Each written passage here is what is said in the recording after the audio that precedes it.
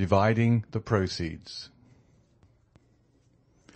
The apartment on the second floor of the house in the Rue Saint-Germain-des-Prés, where Albert de Morcerf had selected a home for his mother, was let to a very mysterious person. This was a man whose face the concierge himself had never seen, for in the winter his chin was buried in one of the large red handkerchiefs worn by gentlemen's coachmen on a cold night, and in the summer he made a point of always blowing his nose just as he approached the door. Contrary to custom, this gentleman had not been watched, for as the report ran that he was a person of high rank, and one who would allow no impertinent interference, his incognito was strictly respected. His visits were tolerably regular, though occasionally he appeared a little before or after his time, but generally, both in summer and winter, he took possession of his apartment about 4 o'clock, though he never spent the night there.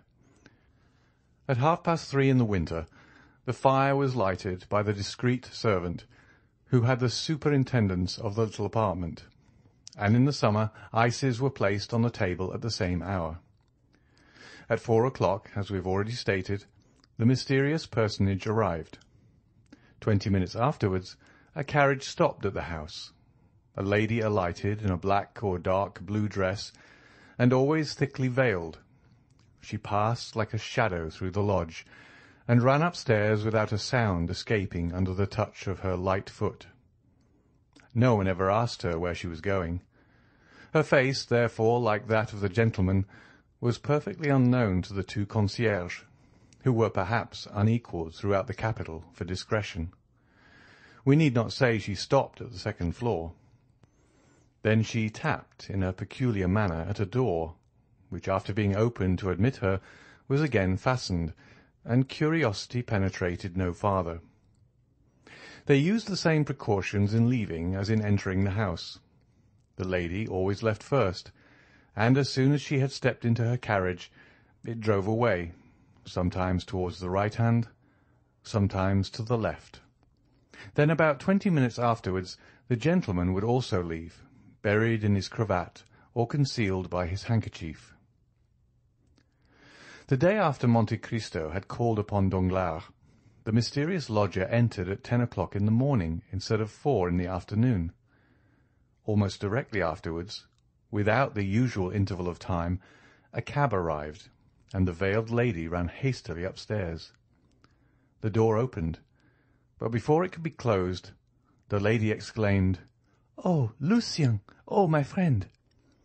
The concierge therefore heard for the first time that the lodger's name was Lucien. Still, as he was the very perfection of a doorkeeper, he made up his mind not to tell his wife. "Well, what is the matter, my dear?" asked the gentleman, whose name the lady's agitation revealed. "Tell me, what is the matter?" "Oh, Lucien, can I confide in you?" "Of course. You know you can do so. But what can be the matter? Your note of this morning has completely bewildered me. This precipitation, this unusual appointment. Come, ease me of my anxiety, or else frighten me at once." "Lucien, a great event has happened," said the lady, glancing inquiringly at Lucien. "Monsieur Danglars left last night." "Left? Monsieur Danglars left? Where has he gone?" "I do not know." "What do you mean? Has he gone intending not to return?" "Undoubtedly. At 10 o'clock at night his horses took him to the barrier of Charenton. There a post-chaise was waiting for him. He entered it with his valet de chambre, saying that he was going to Fontainebleau." "Then what did you mean?" "Stay, he left a letter for me." "A letter?" "Yes, read it." And the Baroness took from her pocket a letter which she gave to Debray. Debray paused a moment before reading, as if trying to guess its contents, or perhaps while making up his mind how to act, whatever it might contain. No doubt his ideas were arranged in a few minutes, for he began reading the letter which caused so much uneasiness in the heart of the Baroness, and which ran as follows: Madame and most faithful wife."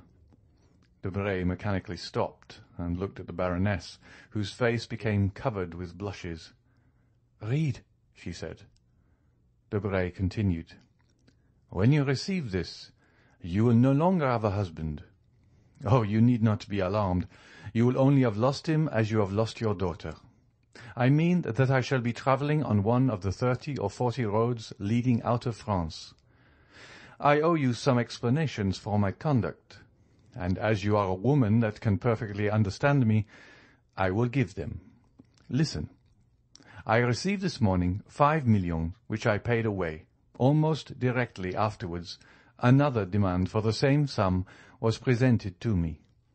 I put this creditor off till tomorrow, and I intend leaving today to escape that tomorrow, which would be rather too unpleasant for me to endure. You understand this, do you not, my most precious wife? I say you understand this because you are as conversant with my affairs as I am.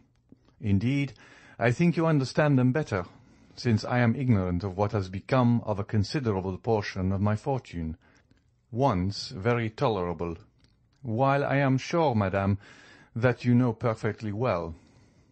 For women have infallible instincts. They can even explain the marvellous by an algebraic calculation they have invented.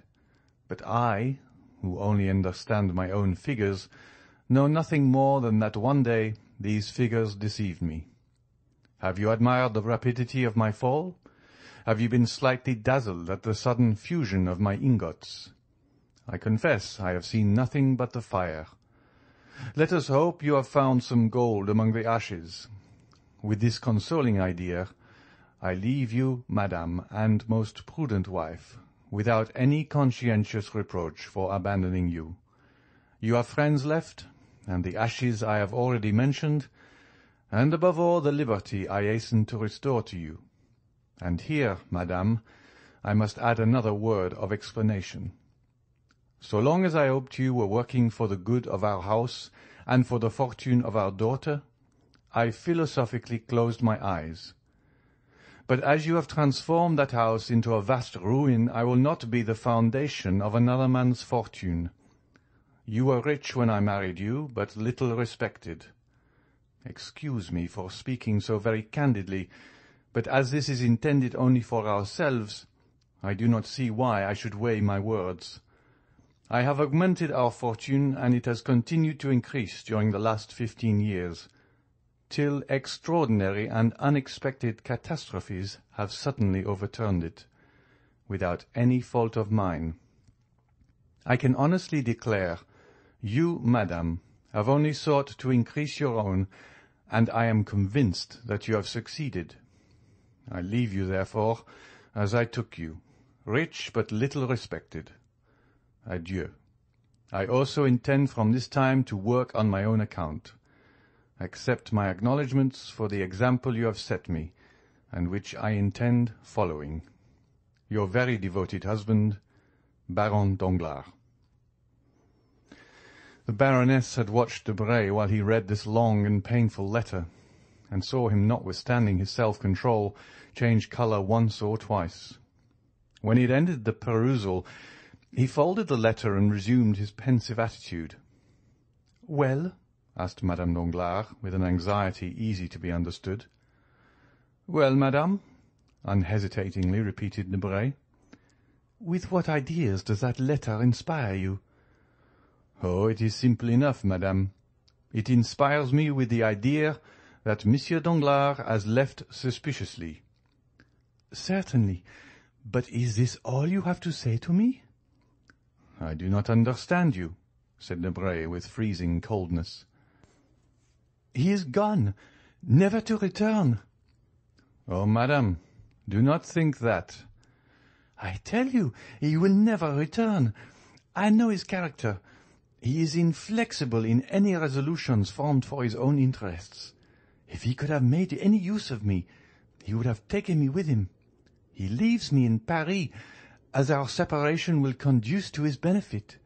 Therefore he has gone, and I am free forever," added Madame Danglars in the same supplicating tone. Debray, instead of answering, allowed her to remain in an attitude of nervous inquiry. "Well," she said at length, "do you not answer me?" "I have but one question to ask you. What do you intend to do?" "I was going to ask you," replied the Baroness with a beating heart.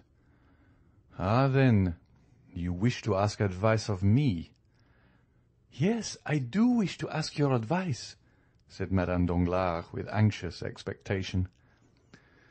"Then if you wish to take my advice," said the young man coldly, "I would recommend you to travel." "To travel?" she murmured. "Certainly. As Monsieur Danglars says, you are rich and perfectly free. In my opinion, a withdrawal from Paris is absolutely necessary after the double catastrophe of Mademoiselle Danglars' broken contract and Monsieur Danglars' disappearance. The world will think you abandoned and poor, for the wife of a bankrupt would never be forgiven were she to keep up an appearance of opulence. You have only to remain in Paris for about a fortnight, telling the world you are abandoned, and relating the details of this desertion to your best friends, who will soon spread the report. Then you can quit your house, leaving your jewels and giving up your jointure, and everyone's mouth will be filled with praises of your disinterestedness. They will know you are deserted, and think you also poor, for I alone know your real financial position, and am quite ready to give up my accounts as an honest partner." The dread with which the pale and motionless Baroness listened to this was equalled by the calm indifference with which Debray had spoken. "Deserted?" she repeated. "Ah, yes, I am indeed deserted. You are right, sir, and no one can doubt my position." These were the only words that this proud and violently enamoured woman could utter in response to Debray. "But then you are rich, very rich indeed," continued Debray, taking out some papers from his pocket-book, which he spread upon the table. Madame Danglars did not see them. She was engaged in stilling the beatings of her heart and restraining the tears which were ready to gush forth. At length a sense of dignity prevailed, and if she did not entirely master her agitation, she at least succeeded in preventing the fall of a single tear.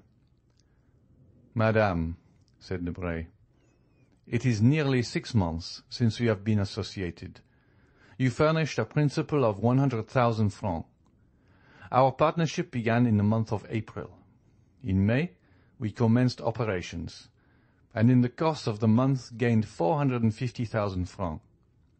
In June, the profit amounted to 900,000. In July, we added 1,700,000 francs. It was, you know, the month of the Spanish bonds. In August, we lost 300,000 francs at the beginning of the month, but on the 13th we made up for it, and we now find that our accounts, reckoning from the first day of partnership up to yesterday, when I closed them, showed a capital of 2,400,000 francs. That is 1,200,000 for each of us. Now, madame," said Debray, delivering up his accounts in the methodical manner of a stockbroker, "there are still 80,000 francs, the interest of this money, in my hands." "But," said the Baroness, "I thought you never put the money out to interest." "Excuse me, madame," said Debray coldly. "I had your permission to do so, and I have made use of it. There are then 40,000 francs for your share, besides the 100,000 you furnished me to begin with, making in all 1,340,000 francs for your portion. Now, madame, I took the precaution of drawing out your money the day before yesterday. It is not long ago, you see, and I was in continual expectation of being called on to deliver up my accounts. There is your money, half in banknotes, the other half in cheques payable to bearer. I say there, for as I did not consider my house safe enough, or lawyers sufficiently discreet, and as landed property carries evidence with it, and moreover, since you have no right to possess anything independent of your husband, I have kept this sum, now your whole fortune, in a chest concealed under that closet, and for greater security, I myself concealed it there. Now, madame," continued Debray, first opening the closet, then the chest. "Now, madame, here are 800 notes of 1,000 francs each, resembling, as you see, a large book bound in iron. To this I add a certificate in the funds of 25,000 francs. Then, for the odd cash, making, I think, about 110,000 francs, here is a cheque upon my banker, who, not being Monsieur Danglars, will pay you the amount, you may rest assured." Madame Danglars mechanically took the cheque, the bond, and the heap of banknotes. This enormous fortune made no great appearance on the table. Madame Danglars, with tearless eyes, but with her breast heaving with concealed emotion, placed the banknotes in her bag, put the certificate and cheque into her pocket-book, and then, standing pale and mute, awaited one kind word of consolation. But she waited in vain.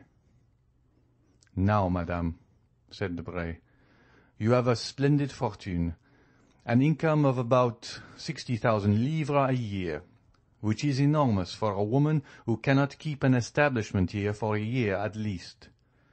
You will be able to indulge all your fancies.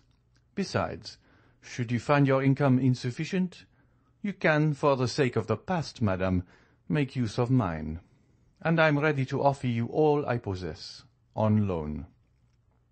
"Thank you, sir, thank you," replied the Baroness. "You forget that what you have just paid me is much more than a poor woman requires, who intends for some time at least to retire from the world." Debray was for a moment surprised, but immediately recovering himself, he bowed with an air which seemed to say, "As you please, madame." Madame Danglars had until then, perhaps, hoped for something, but when she saw the careless bow of Debray, and the glance by which it was accompanied, together with his significant silence, she raised her head, and without passion or violence or even hesitation, ran downstairs, disdaining to address a last farewell to one who could thus part from her. "Bah!" said Debray when she had left. "These are fine projects. She will remain at home, read novels and speculate at cards, since she can no longer do so on the Bourse." Then, taking up his account-book, he cancelled with the greatest care all the entries of the amounts he had just paid away. "I have 1,060,000 francs remaining," he said. "What a pity Mademoiselle de Villefort is dead. She suited me in every respect, and I would have married her." And he calmly waited until the 20 minutes had elapsed after Madame Danglars' departure, before he left the house. During this time he occupied himself in making figures with his watch by his side. Asmodeus, that diabolical personage who would have been created by every fertile imagination if Lesage had not acquired the priority in his great masterpiece, would have enjoyed a singular spectacle if he had lifted up the roof of the little house in the Rue Saint-Germain-des-Prés, while Debray was casting up his figures. Above the room in which Debray had been dividing 2,5 millions with Madame Danglars was another, inhabited by persons who have played too prominent a part in the incidents we have related for their appearance not to create some interest. Mercédès and Albert were in that room. Mercédès was much changed within the last few days. Not that even in her days of fortune she had ever dressed with the magnificent display which makes us no longer able to recognize a woman when she appears in a plain and simple attire. Nor, indeed, had she fallen into that state of depression where it is impossible to conceal the garb of misery. No, the change in Mercédès was that her eye no longer sparkled, Her lips no longer smiled, and there was now a hesitation in uttering the words which formerly sprang so fluently from her ready wit. It was not poverty which had broken her spirit. It was not a want of courage which rendered her poverty burdensome. Mercédès, although deposed from the exalted position she had occupied, lost in the sphere she had now chosen, like a person passing from a room splendidly lighted into utter darkness, appeared like a queen fallen from her palace to a hovel, and who, reduced to strict necessity, could neither become reconciled to the earthen vessels she was herself forced to place upon the table, nor to the humble pallet which had become her bed. The beautiful Catalan and noble Countess had lost both her proud glance and charming smile, because she saw nothing but misery around her. The walls were hung with one of the grey papers which economical landlords choose as not likely to show the dirt. The floor was uncarpeted. The furniture attracted the attention to the poor attempt at luxury. Indeed, everything offended eyes accustomed to refinement and elegance.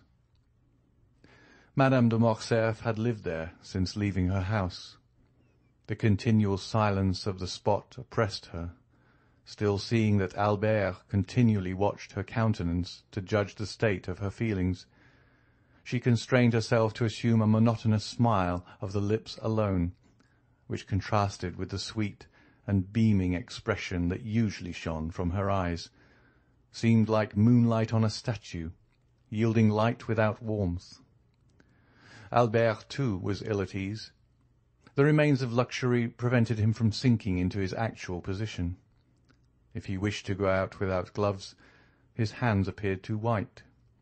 If he wished to walk through the town, his boots seemed too highly polished. Yet these two noble and intelligent creatures, united by the indissoluble ties of maternal and filial love, had succeeded in tacitly understanding one another and economizing their stores, and Albert had been able to tell his mother, without extorting a change of countenance, "Mother, we have no more money." Mercédès had never known misery. She had often in her youth spoken of poverty, but between want and necessity, these synonymous words, there is a wide difference. Amongst the Catalans, Mercédès wished for 1,000 things, but still she never really wanted any. So long as the nets were good, they caught fish, and so long as they sold their fish, they were able to buy twine for new nets. And then, shut out from friendship, having but one affection which could not be mixed up with her ordinary pursuits, she thought of herself, of no one but herself. Upon the little she earned she lived as well as she could.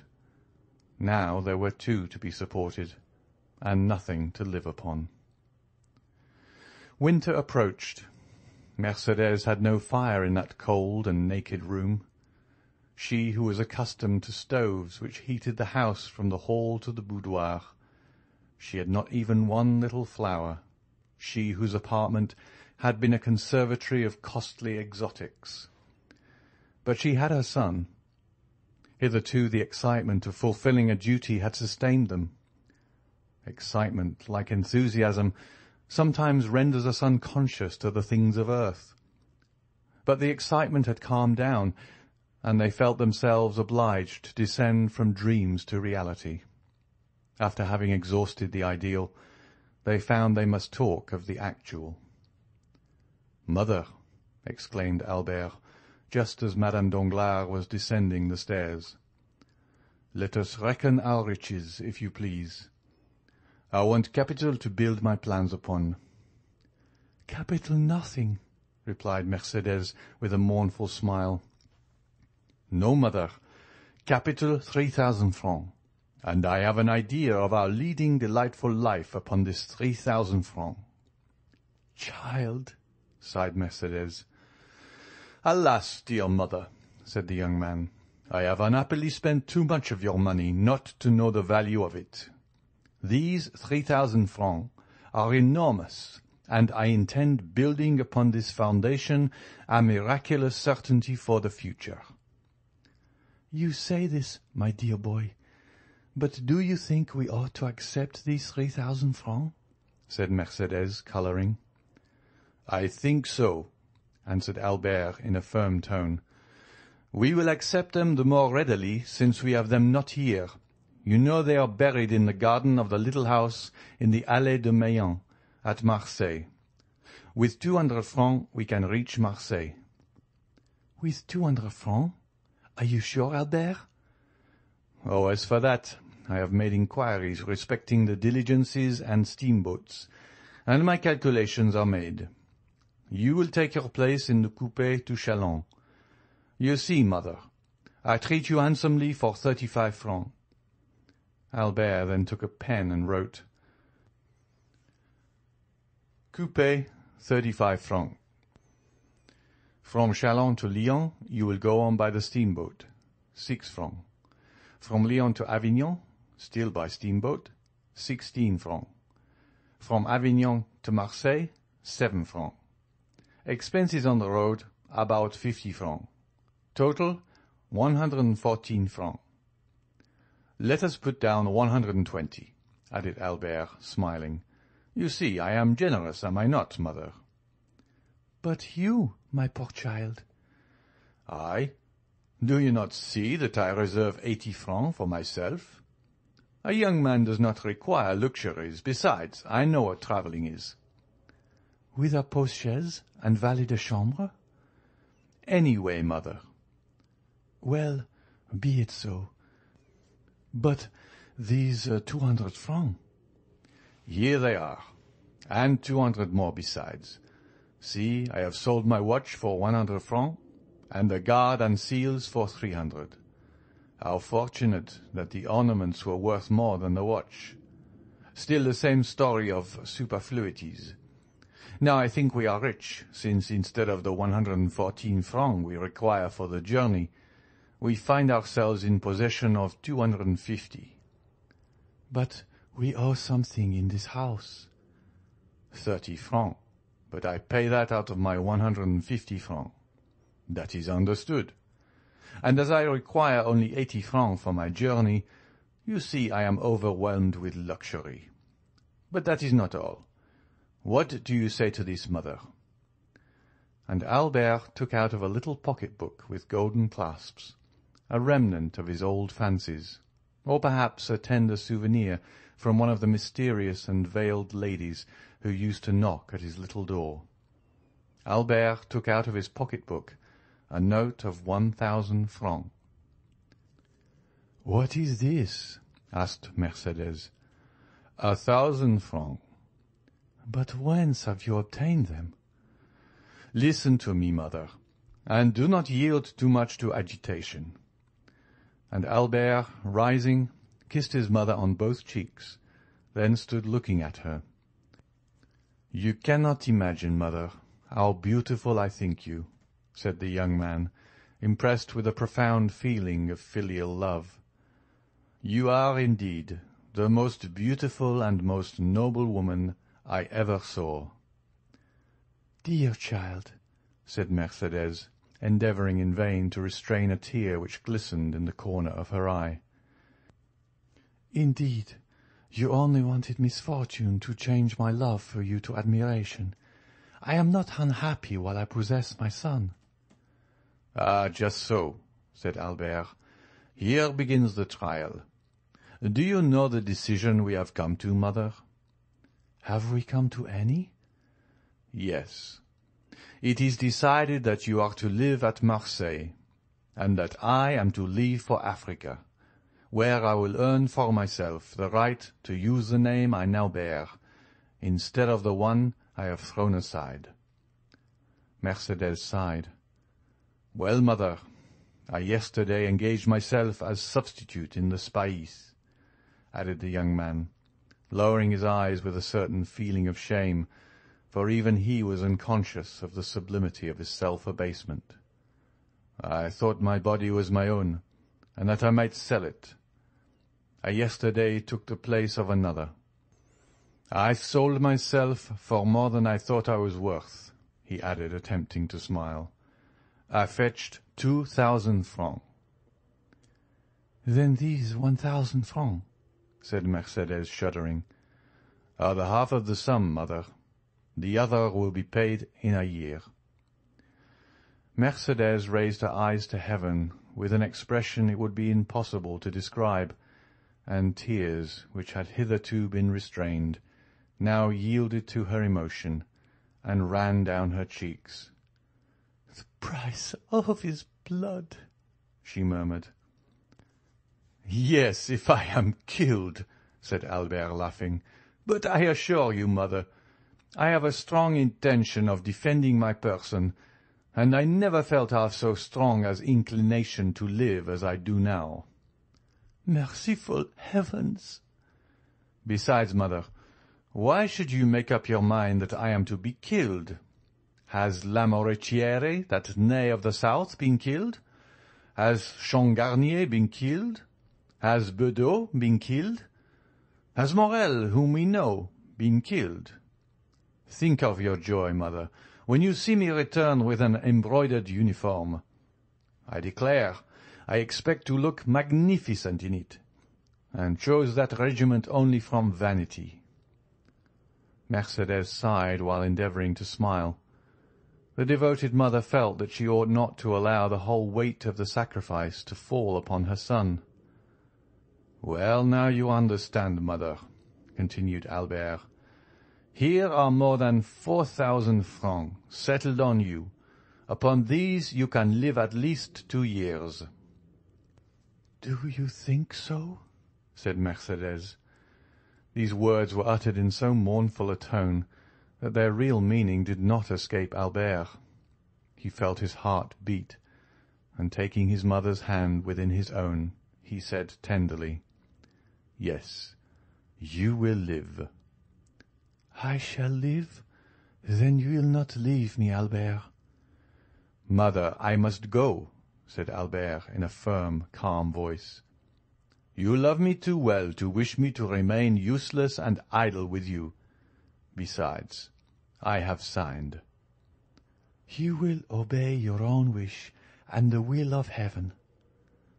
"Not my own wish, mother, but reason, necessity.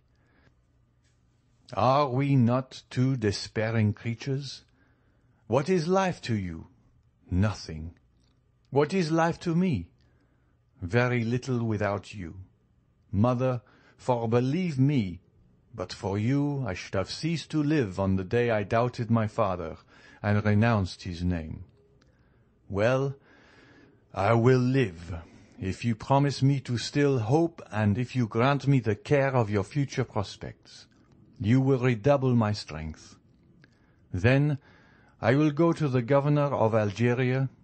He has a royal heart and is essentially a soldier. I will tell him my gloomy story. I will beg him to turn his eyes now and then towards me, and if he keeps his word and interests himself for me, in 6 months I shall be an officer or dead. If I am an officer, your fortune is certain, for I shall have money enough for both, and, moreover, a name we shall both be proud of, since it will be our own.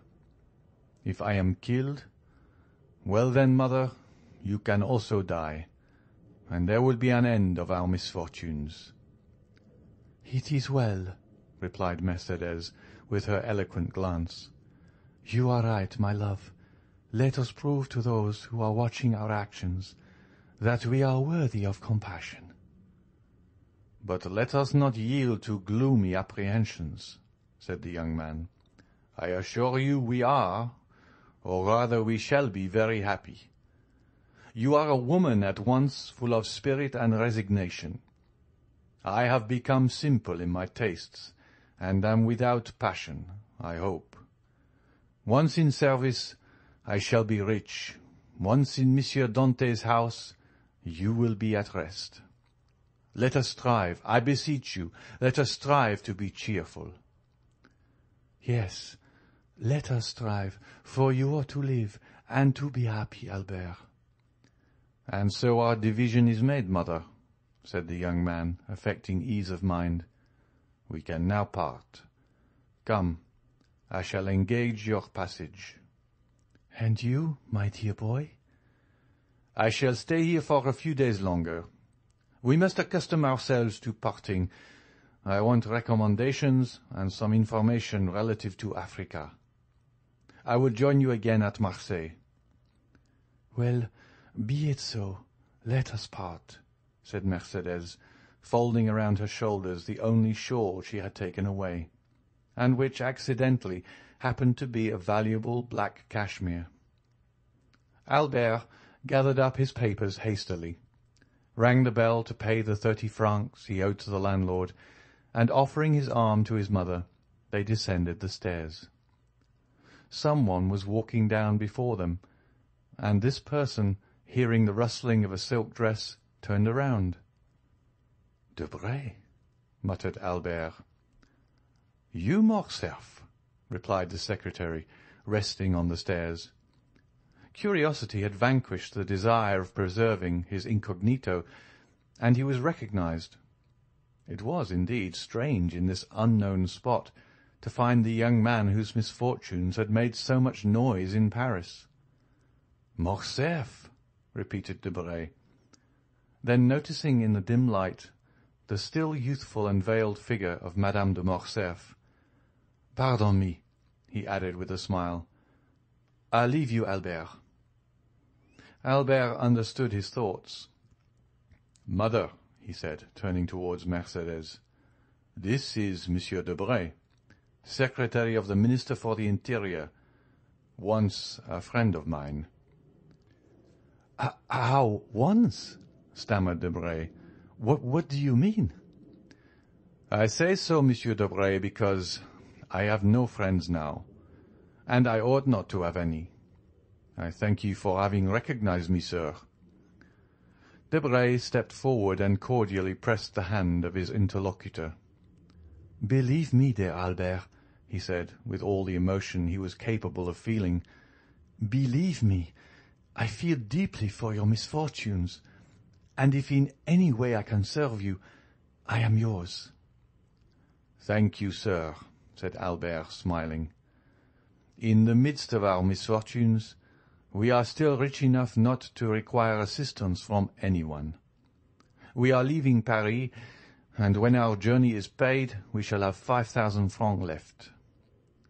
The blood mounted to the temples of Debray, who held 1,000,000 in his pocket-book, and unimaginative as he was, he could not help reflecting that the same house had contained 2 women, one of whom, justly dishonoured, had left it poor, with 1,500,000 francs under her cloak, while the other, unjustly stricken, but sublime in her misfortune, was yet rich with a few deniers. This parallel disturbed his usual politeness. The philosophy he witnessed appalled him. He muttered a few words of general civility and ran down the stairs. That day the minister's clerks and the subordinates had a great deal to put up with from his ill humour. But that same night he found himself the possessor of a fine house, situated on the Boulevard de la Madeleine, and an income of 50,000 livres. The next day, just as Debray was signing the deed, that is, about 5 o'clock in the afternoon, Madame de Morcerf, after having affectionately embraced her son, entered the coupé of the diligence which closed upon her. A man was hidden in Laffitte's banking-house, behind one of the little arched windows which are placed above each desk. He saw Mercédès enter the diligence, and he also saw Albert withdraw. Then he passed his hand across his forehead, which was clouded with doubt. "Alas!" he exclaimed, "how can I restore the happiness I have taken away from these poor innocent creatures? God help me." End of chapter 106.